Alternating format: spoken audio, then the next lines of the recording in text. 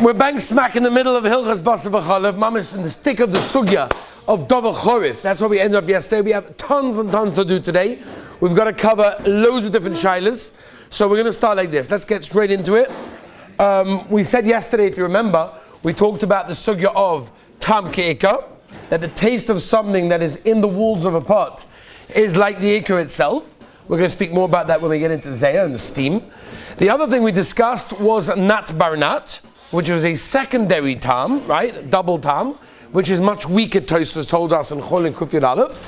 And then we spoke about the next level, which is Dover Chorif, which means something sharp, which we're going to try to define today as much as we can.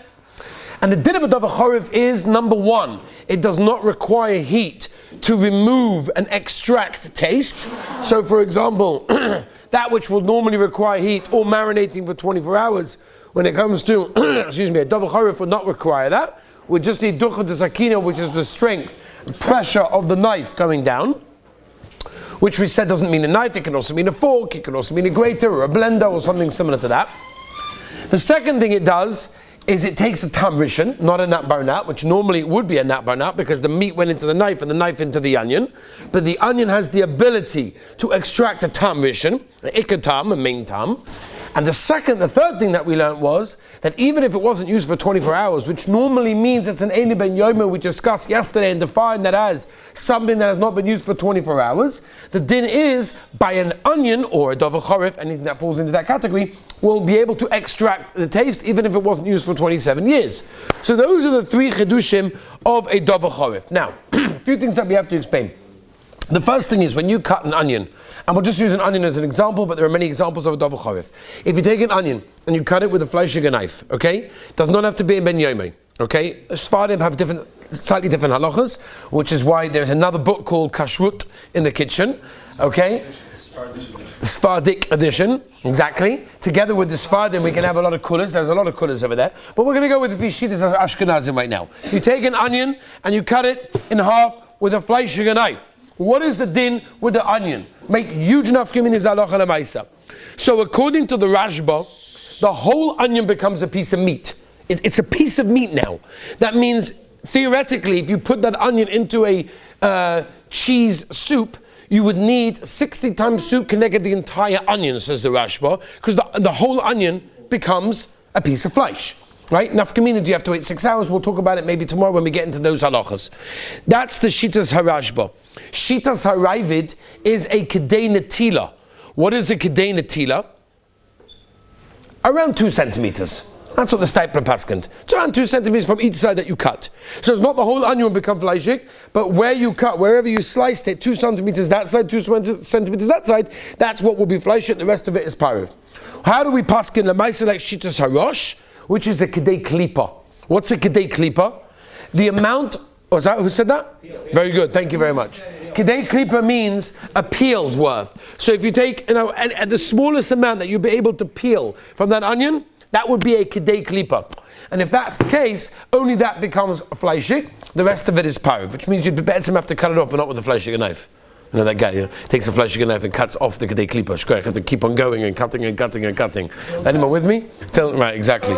So that's the din over there. Now, what is the din of a Dover Chorif? What exactly is considered to be a Dover Chorif? So an onion, a garlic, radishes, leeks, scallions, pickles, many of pickles, especially if they're sharp, limes, some poskim even say grapefruits and olives are included, or cooking apples, for example, that are very sour. All of these things could have a din of a Dover Chorif, which would mean when you cut them, make sure you cut them with a parav knife. That's why it's kedai to have a parav knife in your home, to make sure that you cut a Dover Chorif with that, because otherwise you're going to have problems. One of the shilas, that this shilas comes in all the time, and someone will either write an email or call with a ganze shaila, how I cut an onion with a milchiger knife and then put it in the blender and then put it into the fleischiger oven with the fleischiger and the this and the pan and the pot and everything's awesome. My whole kitchen's awesome. What do I do? So the first question I asked them, brings this down. I say, oh, you used a milchiger knife. Okay. Was it ever used in its life for hot cheese? So sometimes, yeah, okay, you cut pizza with it, lasagna, whatever. But very often I get the answer like, no, I never use it for hot cheese. I use it for cold cheese, whatever. I cut a piece of cheese cold, or have something on the plate, whatever. But it's never been used for hot cheese. So if it was never used for hot cheese, it's not really a milchik knife. It's better, it's a power of a knife. It might have a blue color or a blue sticker on it saying milchik, but the ma'aser it's not, because it was never used in its life for milchik. So you have to know that. Now, one of the shilas we left with yesterday was like this, and this is a very important shaila, very negei shaila. What happens if you take an onion and you cut it with a fleischiger knife? You then, to make the kegel, right? Okay, so what's the problem? I'm going to meet to the kegel with the fleisch anyway, so mine have kamina, right? No problem. Does the same din work with fleischiger also? Yes. If you never used it for hot meat, then it's better, but it's a power of knife, right? I use milk as an example because in stomach the oilam Shimon's maskim. Fleischig knives are fleischig knives, steak, zachen, especially depends which yeshiva you're in as well, you know what I'm saying?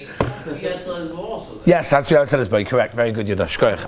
Valdig. So I say like this. What's the din, Tully, in this case, okay? You took a knife, a fleischiger knife, you cut an onion, you then put it into a blender, right?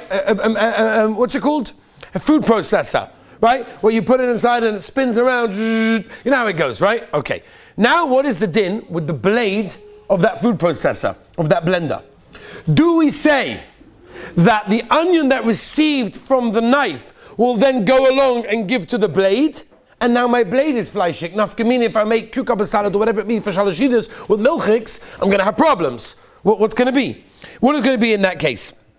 So, what do we paskin in such a case? Does the blade become fleischig? No, are you with me with the shaila? Very, very common shaila. Very common. Nosmei, you got it?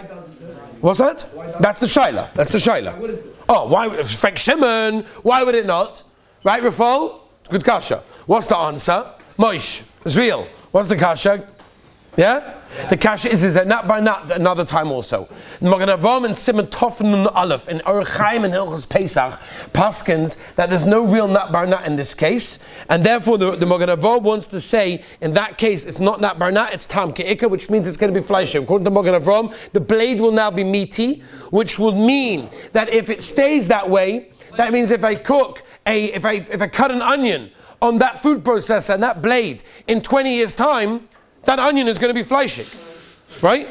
According to the Even HaOizer, it does not. So it's a machlokes the Magen Avraham and the Even HaOizer. How do we pass in the Ma'aser? If you look at the Chochmas Adam and the Mishnah Berurah Be'etzem in Tov Tzadid Daled also is passed to be machmir in this case. Although the meaning generally is to be makel, what we tell people is if you can, kasher it. Just drop it into a bubbling kettle or into a bubbling pot of water. This is made it parav. But to know to future, when you cut onions or garlics or whatever scallions in your house, make sure to use a power of a knife, especially if you're going to be putting it into a food processor, and then you don't have these shilas of what we're discussing over here. By the way, again, without going, there's so many details we could spend on this. We could spend hours just on this subject, but we have to go weiter. One of the very important things people don't chap is, what about, for example, if you didn't use ducha de sakina, I didn't cut it with the knife, but I simply put a fleischiger knife into the chrein.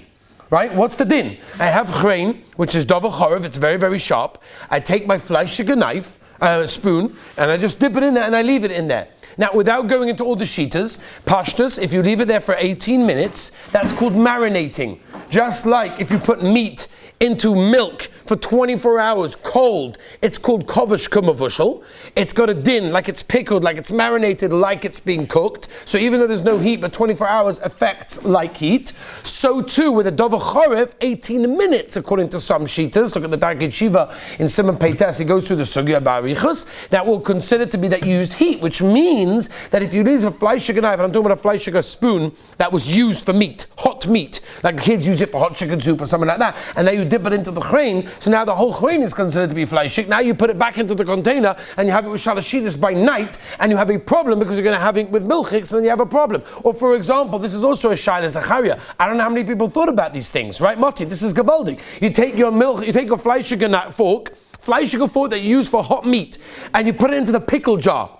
You know how it goes. Not necessarily, it's like a lucky dip. Not necessarily the one you're going to pick, and poke is the one you're going to get out. Sometimes you poke it. No, next one. 1 second. The one that you just poked it with a fleischiger fork. That means the entire pickle according to Rashba for sure, it's considered to be fleischig, it's a piece of meat. You can eat it tomorrow with your pizza, with your cheese, whatever it may be, basar v'chalav. We didn't even think about these things.